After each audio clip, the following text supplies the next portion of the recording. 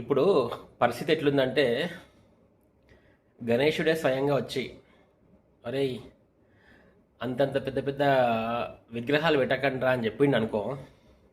మనం ఊరుకోం. నువ్వు ఊకో గణేశానికి ఏం తెలియదు. పక్క గల్లీ వాడు 10 ఫీట్లు పెట్టిండు గణేశుడిని, నేను 15 ఫీట్లు పెట్టాలి. గణేష నువ్వు మాట్లాడితే పొల్యూషన్ అంటావు. నీ పండుగతోనే పొల్యూషన్ అవుతుందా? ఫ్యాక్టరీలు మిగతా అన్నీ కూడా పొల్యూట్ చేస్తున్నాయి కదా. జస్ట్ మేము పండుగ చేసుకుంటాం అనగానే మీకు పొల్యూషన్ ఎన్వైర్న్మెంట్ గుర్తొస్తుందా? ఒక్కో గణేష అని మనం గణేషున్నే నోరు మోయించి కూర్చోబెడతాం. సేమ్ అట్లనే ఉంది పరిస్థితి.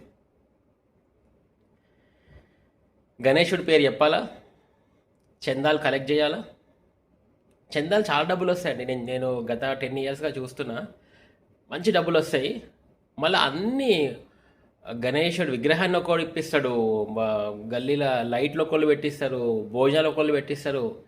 అయినా కానీ మన వాళ్ళకి డబ్బు సరిపోదు అంటారు. మినిమం 2,000 రాస్తాము, 3,000 రాస్తాము, 4,000 రాస్తాము, పీల్చి పీల్చి పిప్పి చేస్తారు. అదొక కైండ్ ఆఫ్ కాంపిటీషన్ అయింది.